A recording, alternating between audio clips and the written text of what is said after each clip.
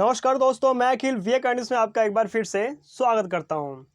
Class 12th की economics है ये, इंडियन इकोनॉमिक्स, भारतीय अर्थव्यवस्था का विकास, चैप्टर 1 का पार्ट 2 है ये। पार्ट 1 हमने पहले करा दिया है, डिस्क्रिप्शन में उसका लिंक आपको मिल जाएगा। स्वतंत्रता समय भारतीय अर्थव्यवस्था आखिरकार कैसी थी उसके बारे में पार्ट 1 में हमने पहले ही बता दिया आप लोग को। तो ये पार्ट 2 में कुछ टॉपिक्स जो बच गए हैं उनको ख़त्म करेंगे। तो आइए देखते हैं क्या है। पहले हम ये जान लेते हैं कि पार्ट 2 में हमें कौन कौन से टॉपिक्स जो हैं करने हैं और पार्ट 1 में हमने क्या क्या कंप्लीट करा दिया। पहले एक बार ये आप जान लीजिए। ब्रिटिश शासन के अंतर्गत भारतीय अर्थव्यवस्था का औपनिवेशिक शोषण किस प्रकार से था। स्वतंत्रता समय भारतीय अर्थव्यवस्था की कौन कौन सी विशेषताएं थी। स्वतंत्रता के समय कृषि क्षेत्र किस प्रकार से था।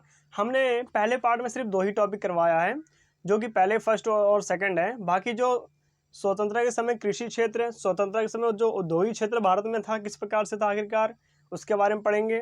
ब्रिटिश शासन के अंतर्गत विदेशी व्यापार किस प्रकार से थे आखिरकार, किस प्रकार से निर्यात आयात किया जाता था भारत में उत्पादों का, और ब्रिटिश शासन के दौरान जन की रूपरेखा कैसी थी इसके बारे में पढ़ेंगे।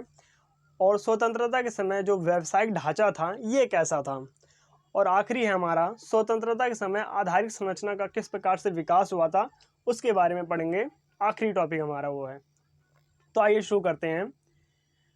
तीसरा टॉपिक हमारा है स्वतंत्रता के समय जो हमारा आखिरकार जो कृषि क्षेत्र होता था किस प्रकार से होता था, इसके बारे में जान लेते हैं एक बार। इसमें सब टॉपिक्स हैं।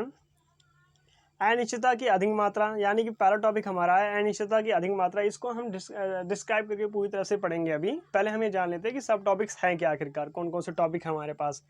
निर्वाह खेती का प्रभुत्व किस प्रकार से होता था। भूमि के स्वामी तथा उससे जोतने वाले किसानों के बीच में किस प्रकार से खाई होती थी आखिरकार, उनके बीच में कैसे अनुबंध बने रहते थे। जो किसान और जोतदार होते थे उनके बीच में क्या संबंध होते थे, किस तरीके से, इसके बारे में पढ़ेंगे। और चौथा हमारा है छोटे एवं खंडित जोते किस प्रकार से होते थे। और पांचवा आखिरी हमारा कृषि का बाध्यकारी व्यापारीकरण क्या था, इसके बारे में हम पढ़ेंगे। तो आइए शुरू करते हैं, एक एक टॉपिक्स को क्लियर करते हैं आखिरकार है क्या। पहला हमारा टॉपिक है अनिश्चितता की अधिक मात्रा। ये जान लेते हैं क्या है। कृषि में अधिक मात्रा में अनिश्चितता पाई जाती है, अनुबंध पाए जाते हैं जो कि इसकी वर्षा पर अधिक मात्रा में निर्भर रहती थी। आखिरकार जो किसान लोग होते थे अधिक मात्रा में भारत में, आप जानते थे कि 19वीं शताब्दी में जो अधिकतर जो भारत में ये सारे काल आए हैं, मतलब किस प्रकार से आखिरकार जो अकाल आया था, लोगों को अधिक मात्रा में खाना नहीं मिल पाता था खाने के लिए। एक व्यक्ति के दिन में केवल वो एक ही व्यक्ति की रोटी मतलब खा पाते थे वक्त की। तो कहीं ना कहीं वर्षा भी जो हमारा जो आखिरकार जो किसान होते हैं किसी ना किसी तरीके से बहुत ज़्यादा वर्षा पर निर्भर रहते हैं, कितना वो पानी कितना यूज़ करेंगे इधर से उधर ला करके, इसलिए वो वर्षा पर अधिक मात्रा में निर्भर रहते थे। अच्छी वर्षा का अर्थ होता था अच्छा उत्पादन, तथा कम वर्षा का अर्थ होता था बहुत अधिक और उत्पादन होता था।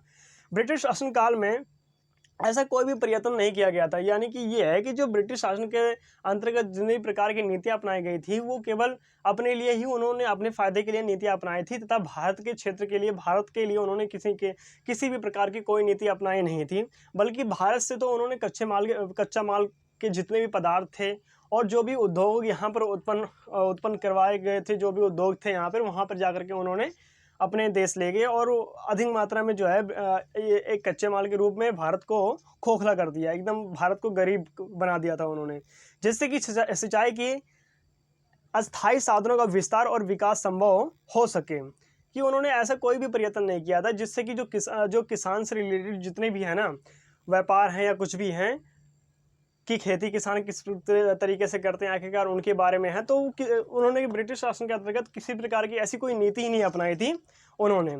और दूसरा हमारा है निर्वाह खेती का प्रभुत्व, यानी कि जो निर्वाह खेती है वो किस प्रकार से थी ये जान लेते हैं आखिरकार। निर्वाह खेती का अर्थ ये होता है कि जो किसान एक छोटा किसान होता है किस तरीके से जो है कि अपने खेती पर निर्भर रहता है, आखिरकार उसके बारे में है। निर्वाह खेती का रूप वह होता है जिसमें फसलों का उत्पादन परिवार की मूल आवश्यकताओं को पूरा करने के लिए किया जाता है। इसमें बाजारों में बिक्री की न्यूनतम अधिशेष बचत है। इसका अर्थ यह है कि जो व्यापारिक दृष्टिकोण की कमी ना होना।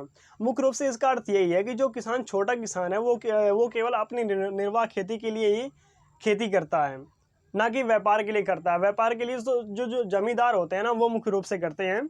इसका एक फॉर एग्जांपल यही है कि जो जमींदार होते हैं वो निर्वाह खेती के रूप में जो करते हैं वो अधिक मात्रा में खेती करते हैं, जिससे कि वो बेच सके, जिससे कि वो व्यापार दृष्टिकोण में उनका भी कहीं ना कहीं लाभ अधिक मात्रा में हो सके। और तीसरा हमारा टॉपिक है भूमि के स्वामी तथा उससे जोतने वाले किसानों के बीच में किस प्रकार से खाई होती थी, किस प्रकार से जो जमींदार होता था किसानों को अपने तले अपने जो है कि अपने नीचे रखता था, और जो किसान छोटा किसान है उसको कर्जे में डुबा कर हमेशा रखता था, उसके बारे में बताया गया है। ब्रिटिश शासन के दौरान कृषि की एक विशेषता ये भी थी कि भूमि के स्वामी तथा भूमि को जोतने वाले किसानों के बीच में खाई थी। भूमि के स्वामी फसलों के हिस्सेदार तो होते थे, किंतु उत्पादन में उनका कोई लागत नहीं होता था। यानी कि जो किसान छोटा किसान होता था वो जमींदार से जो है कि उनसे तो ज़मीनें ले लेता था, लेकिन जो जमींदार होता था उनको जो फसल उत्पादन में जितनी भी लागत लगती थी वो पैसे नहीं देता था उनसे, बल्कि जो फसल होती थी उनका आधा हिस्सा वो ले लेता था। यानी कि जो जमींदार है ना, उसको जो ज़मीन दे रहा है करने के लिए किसान को, मुख्य रूप से यही एक इसका पॉइंट बनता है कि किस प्रकार से आखिरकार जो किसान है वो जमींदार पर किस प्रकार से निर्भर रहता है, क्योंकि जो किसान है उसके पास भूमि ही नहीं होती है। इसलिए भूमि पर खेती करने वाले किसानों को जो अनाज प्राप्त होता था उससे वे केवल अपना निर्वाह खेती बहुत ज़्यादा कठिनाइयों से कर पाता था। आगे देखते हैं, चौथा हमारा टॉपिक है छोटे एवं खंडित जोते किस प्रकार से होते हैं। इसका अर्थ यह है कि जो किस प्रकार से यानी कि इसका अर्थ यही है केवल कि जो छोटे छोटे खेत होते थे किस प्रकार से खंडित जगहों पर फैले हुए होते थे उनके बारे में बताया गया है। जोते से अभिप्राय यह है कि जो छोटे छोटे खंडित, मतलब इसका कारण यही होता है कि खंडित का अर्थ ये होता है जो बिखरे हुए टुकड़ों में होना। अधिकांश यहाँ लागत अधिक मात्रा में लगाया जाता है, कम उपज होती है। यानी कि जो इकट्ठा खेती होती है ना, गांव में कई प्रकार से आपने देखा होगा कि किस प्रकार से जो एक किसान है, किसान का जो खेत होता है किस प्रकार से एक जगह से दूसरी जगह पर छोटे छोटे टुकड़ों में कहीं ना कहीं होता है, लेकिन जो एक ही जगह पर खेती होती है ना, वहाँ पर हमारा जो है लागत भी कम लगता है और फसल भी अधिक मात्रा में उपजाऊ होती है। और पांचवा हमारा है कृषि का बाध्यकारी व्यापारीकरण। यानी कि जो कृषि का बाध्यकारी व्यापारीकरण है किस प्रकार से था, इसके बारे में जान लेते हैं क्या है ये। कृषि के व्यापारीकरण से अभिप्राय है स्वयं उपभोग के लिए खेती करने के स्थान पर बाजार के लिए एक खेती करने से है। आगे देखते हैं, हमारा चौथा टॉपिक है स्वतंत्रता के समय जो औद्योगिक क्षेत्र था किस प्रकार से था, इसके बारे में जान लेते हैं। इसके सब टॉपिक्स क्या क्या हैं एक बार जान लेते हैं। हस्तशिल्प का पतन हो गया था किस प्रकार से, जो भारत में अधिक मात्रा में हाथों से बनाई हाथों की कला जो होती थी उसका पतन किस प्रकार से हो गया था, इसके बारे में पढ़ेंगे। राज दरबारों का लोप होना और भारत में रेलवे का किस प्रकार से आगमन हुआ था, कब हुआ था, आखिरकार कब भारत में आया था, इसके बारे में पढ़ेंगे। और चौथा है मशीनों द्वारा निर्मित वस्तुओं का प्रतियोगिता किस प्रकार से थी, इसके बारे में पढ़ेंगे। तो पहला हमारा यही है कि जो हस्तशिल्प का पतन हो गया था, यानी कि जो हस्तशिल्प जो हाथों से जो कलाएं होती थी भारत के अंदर, जो लोग होते थे किस प्रकार से आखिरकार जो निर्मित वस्तुओं को भी हाथ से किस प्रकार से बनाया करते थे उनके बारे में बताया गया है। तो पहला हमारा यही है कि हस्तशिल्प का पतन किस प्रकार से हो गया था। ब्रिटिश शासन से पहले भारत का हस्तशिल्प उद्योग अपनी गुणवत्ता के लिए पूरे विश्व में प्रसिद्ध था। यानी कि जो भारत था ना, ब्रिटिश शासन के अंतर्गत उस समय भारत ही ऐसा देश था जो हस्तशिल्प पतन में अपनी गुणवत्ता में पूरे विश्व में जाना जाता था।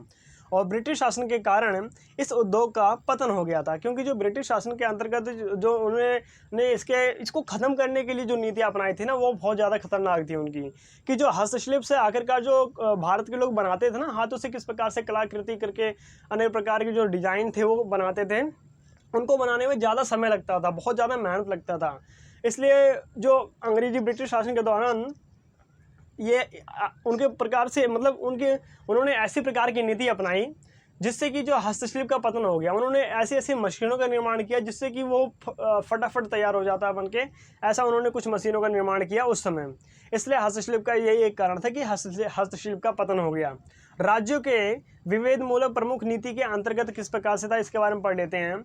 बिना निर्यात शुल्क के भारत के कच्चे माल का निर्यात किया गया था। बिना आयात शुल्क के जो था ब्रिटिश उद्योग के लिए उत्पादक का भारत में आयात किया गया था। यानी कि जो भारत से सामान लेके जाते थे या फिर आते थे, इससे जो भारत को अधिक मात्रा में जो कच्चे माल का पदार्थ के रूप में जो था उसको अधिक मात्रा में लेके जाते थे, और जो भारत से में वस्तुएं मंगाई जाती थी बाहर से, वो अधिक मात्रा में महंगी होती थी वस्तुएं, और इसके लिए कोई शुल्क भी नहीं भारत को मिलता था।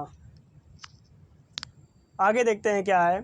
उसी समय भारतीय हस्तशिल्प की निर्यात पर भारी शुल्क लगाए गए, बल्कि ब्रिटिश वस्तुओं की भारतीय बाज़ारों में अधिक मात्रा में बढ़ गई थी इसकी जो वैल्यू थी, और भारतीय हस्तशिल्प की वस्तुओं की बिक्री कम होने लगी थी। आगे देखते हैं इसके क्या क्या परिणाम निकले आखिरकार। जो औद्योगिक क्षेत्र थे आखिरकार जो अधिक मात्रा में इसके कौन कौन से आखिरकार जो परिणाम थे उसके बारे में जान लेते हैं। पहला, राज दरबारों का लोप होना। जो राज दरबार थे किस प्रकार से थे इसके बारे में पढ़ लेते हैं एक बार। ब्रिटिश शासन से पहले देश के अलग अलग भागों में नवाब और राजाओं का राज हुआ करता था। उस समय पहले ज़माने में आप लोग जानते हैं कि नवाब और राजा ही जो थे भारत में राज करते थे और उन्हीं का ही राज चलता था। भारतीय हस्तशिल्प का संरक्षण प्रदान करते थे, यानी कि जो वो राजा थे, नवाब थे, कोई भी थे, लेकिन भारत में जितने भी हस्तशिल्प थे उनका कुछ ना कुछ किसी न किसी तरीके से जो है कि उनको संरक्षण भी प्रदान करते थे। इसके कारण भारतीय हस्तशिल्प को अंतर्राष्ट्रीय ख्याति भी प्राप्त हुई और ब्रिटिश शासन का आरंभ देसी राज दरबार का अंत हो गया था तथा फलस्वरूप हस्तशिल्प का पतन होने लगा था। इसका भी एक बहुत एक प्रमुख कारण मान सकते हैं आप लोग। और दूसरा हमारा पॉइंट है इसका परिणाम, भारत में रेलवे का आगमन, यानी कि जो भारत में रेलवे का आगमन किस प्रकार से हुआ था, कब हुआ था, इसके बारे में जान लेते हैं। भारत में रेलवे के आने से निम्न लागत वाली वस्तुएं ब्रिटिश वस्तुओं के बाजार का आकार जो है बढ़ने लगा था, क्योंकि उस समय जो था ब्रिटिश शासन के अंतर्गत ही जो रेलवे का आगमन किया गया था। पहले बम्बई में ही किया गया था, उसके बाद में जो वहाँ पर जो वो ब्रिटिश शासन के जो लोग होते थे किस प्रकार से आखिरकार जो रेलवे का आगमन किया गया, उसके बाद में रेलवे का किस प्रकार से इस्तेमाल किया गया वस्तुओं को लाने के लिए, वस्तुओं को ले जाने के लिए, तथा उस पर कोई भी कर नहीं लगता था। ये भी एक कारण था। उच्च लागत वाली वस्तुएं भारत में बाजार सिकुड़ने लगे था तथा परिणाम स्वरूप हस्तशिल्प का जो था ना पतन हो गया था। ये भी एक मुख्य रूप से कारण था। आगे देखते हैं, तीसरा टॉपिक हमारा है मशीनों द्वारा निर्मित वस्तुओं में से प्रतियोगिता, यानी कि जो मशीनें थी ना ब्रिटिश शासन के दौरान किस प्रकार से आखिरकार जो दो वाली मशीनें थी और जो वस्तुओं से प्रतियोगिता, यानी कि जो भारत के हस्तशिल्प था ना, जो हस्तशिल्प यानी कि जो हाथों से बनाई गई वस्तुएं थी ना, इनके बीच में किस प्रकार से आखिरकार जो प्रतियोगिता होती थी, किस प्रकार से संबंध होते थे, उनके बारे में ये टॉपिक है हमारा। मशीनों द्वारा निर्मित ब्रिटेन की वस्तुएं उत्पादन लागत बहुत ही कम होती थी, यानी कि जो मशीनों के द्वारा आप लोग जानते हैं कि मशीनों के द्वारा किस प्रकार से आखिरकार वस्तुओं का जल्दी से जल्दी उत्पादन किया जा सकता है, लेकिन जो हस्तशिल्प वाला है, हाथों से जो बनाया जाता है, उसमें काफ़ी ज़्यादा टाइम लग जाता है बनने के लिए। जो एक व्यापारी होता है किस प्रकार से आखिरकार उसको बनाने में कितना ज़्यादा टाइम लग जाता है उसको पता ही है।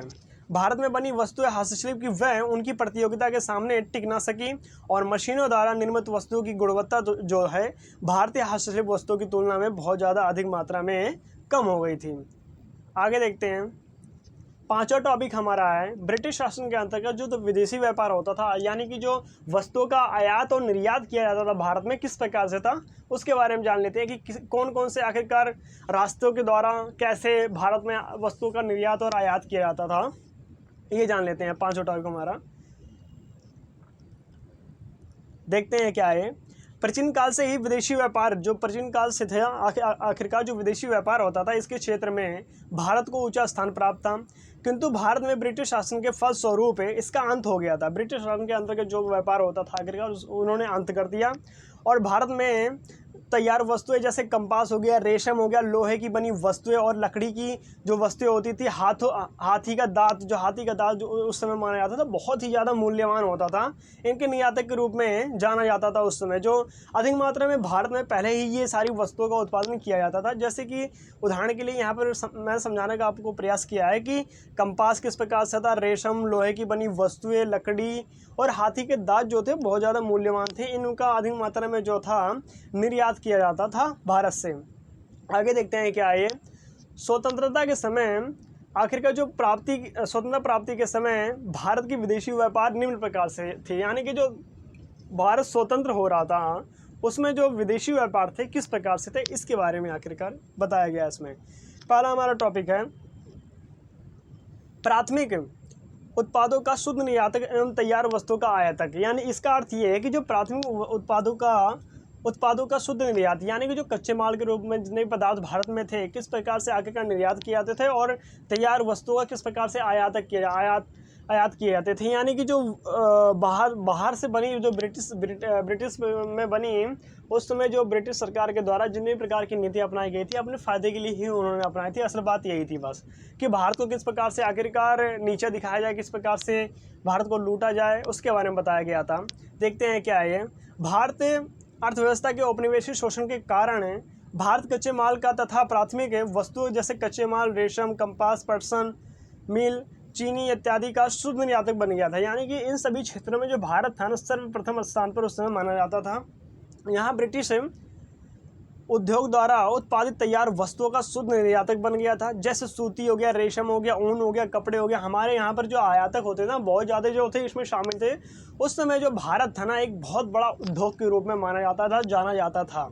लेकिन जो ब्रिटिश शासन के अंतर्गत कितनी प्रकार की नीति अपनाई गई थी सब कुछ नष्ट हो गया था। वो जितनी प्रकार की अपने फ़ायदे के लिए जो भी वस्तुओं को लेके अपने पास, उसके बाद में धीरे धीरे भारत में जो आयातक निर्यातक जो भारत से आयातक जो ब्रिटेन के द्वारा आयातक वस्तुओं का निर्यात किया जाने लगा, भारत से निर्यात किया जाना लगा और जो बाहर से वस्तुएं आने लगी उसका मूल्य अधिक होने लगा था। आगे देखते हैं क्या है ये। भारत की विदेशी व्यापार एक अधिकारी नियंत्रण, इसके बारे में जान लेते हैं आखिरकार क्या है ये। ब्रिटिश शासन के दौरान देश के निर्यात तथा आयात ब्रिटिश सरकार के एक अधिकार में चले गए थे। यानी कि जो एक अधिकार यानी कि जो केंद्र के हाथ में चले गए थे। उस समय जो थे मतलब जो पावर ऑफ मैन थे वो शासक के रूप में थे, उनके बारे में बताया गया है यहाँ पर।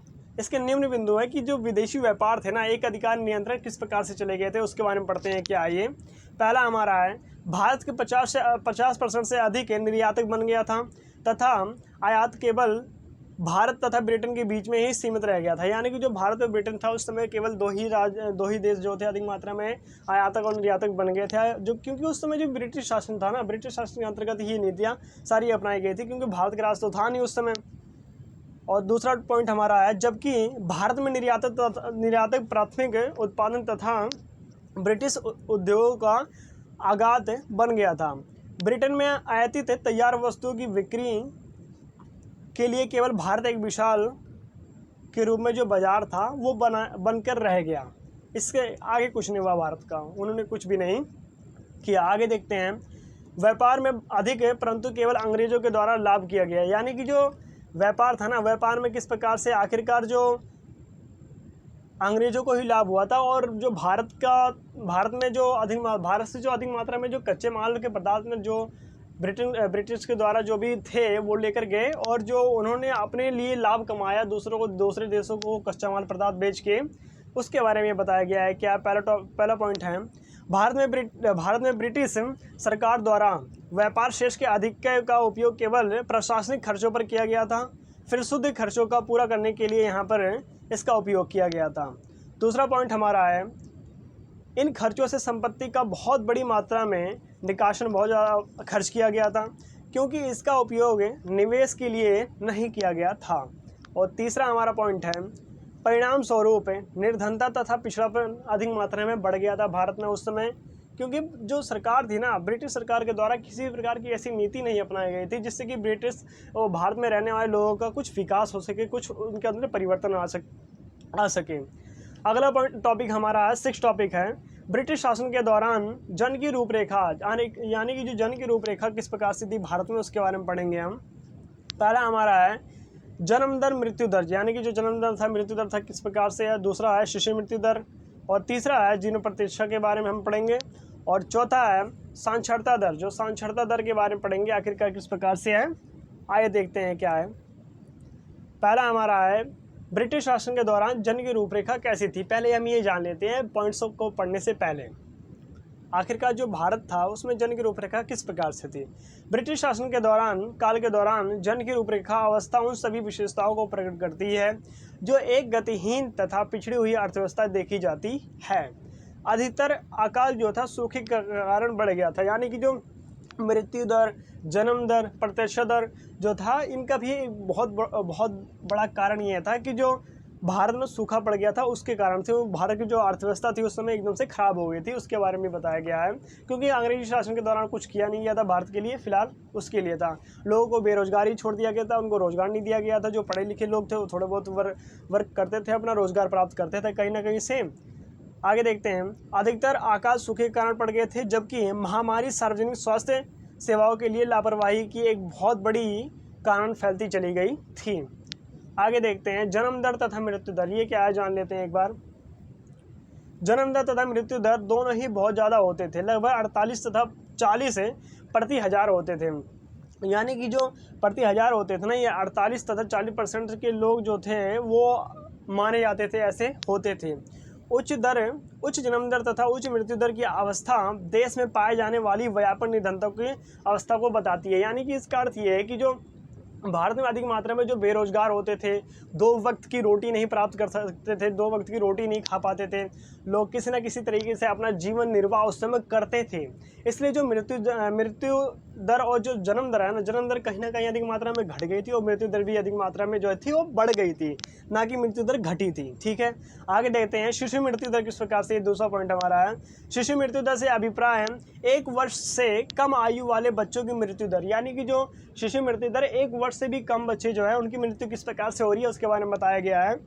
यहाँ भी बहुत ज़्यादा अधिक थी, लगभग 218 प्रति हजार थी। साल में लगता है कि 218 प्रति हजार जो बच्चे हैं उनकी मृत्यु हो रही है। वर्तमान में यहाँ 34,000 है। और उच्च शिशु मृत्यु दर अत्यधिक निर्धनता के कारण जो थी वो उससे भी कहीं ना कहीं एक हिसाब से जो थी संबंधित थी। और कम विकसित स्वास्थ्य सेवाओं के लिए भी एक तरह से बहुत ज़्यादा इशारा करती है कि कहीं ना कहीं जो था भारत में उस समय स्वास्थ्य से रिलेटेड भी कुछ भी किसी भी प्रकार से ब्रिटिश शासन के दौरान कोई भी प्रयत्न नहीं किया गया था। आगे देखते हैं, जीवन प्रत्याशा, इसके बारे में जान लेते हैं आखिरकार जीवन प्रत्याशा क्या होती है। जीवन प्रत्याशा से अभिप्राय एक व्यक्ति की औसत जीवन अवधि तथा उस समय केवल 32 वर्ष थी। जो एक तरह से जीवन अवधि होती थी ना, एक मानव का माना गया है कि जो जीवन अवधि है उस समय केवल 32% थी। वर्तमान में यह बढ़कर 68 वर्ष हो गई है। यानी कि जो जीवन जीने की प्रत्याशा है ना उसके बारे में बताया गया है कि उस समय केवल 32% थी, 32 साल थी कि एक व्यक्ति जो है वो केवल 32 साल ही जी सकता है, लेकिन अब यह बढ़कर के 68 साल हो गया है। निम्न जीवन स्वास्थ्य सुधार तथा सुविधा के अभाव जागरूकता के कारण भी एक तरह से बहुत ज़्यादा व्यक्त करती हैं। साक्षरता दर, ये क्या है जान लेते हैं आगे का। जो साक्षरता दर है किस प्रकार से है। साक्षरता दर से अभिप्राय है वह लोग जो लिख तथा पढ़ सकते हैं। उस समय यहाँ लगभग 16% थी। यानी कि जो लोग थे ना उस समय पढ़ने लिखने वाले केवल 16% ही थे, जो अधिक मात्रा में अपने आप को एक हिसाब से रोजगार प्राप्त करने के लिए भी इधर से उधर भटकते थे, ना कि उन्हें रोजगार प्राप्त होता था। यहाँ भी सामाजिक तथा आर्थिक पिछड़ेपन की निशानी थी। स्त्री साक्षरता दर जो थी केवल 7% थी। यहाँ समाज में पाए जाने वाले लिंग भेद का एक हिसाब से बहुत बड़ा सूचक माना जा सकता है कि जो 16% है जो पुरुष होते थे वो 16% होते थे, और जो लिंगानुपात जो स्त्री हैं वो केवल 7% पाई जाती थी। आगे देखते हैं, हमारा 7वां टॉपिक है, स्वतंत्रता के समय जो व्यावसायिक ढांचा था ना भारत का किस प्रकार से था आखिरकार उसके बारे में बताया गया है।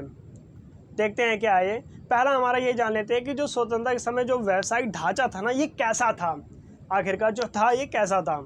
अर्थव्यवस्था, जो स्वतंत्रता के समय जो अर्थव्यवस्था थी ना भारत की, उसके विभिन्न क्षेत्रों के बीच में जो कार्यबल था ना उसका वितरण को देश के अधिक व्यावसायिक ढांचा संरचन करने का विकास किया गया, संरचन किया गया, अधिक मात्रा में उसका संरचना की गई।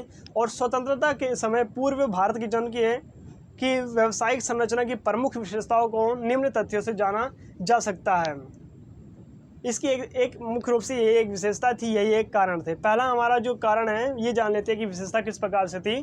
कृषि क्षेत्र की प्रधानता, यानी कि जो कृषि क्षेत्र की किस प्रकार से आखिरकार होती थी प्रधानता, उसके बारे में जान लेते हैं।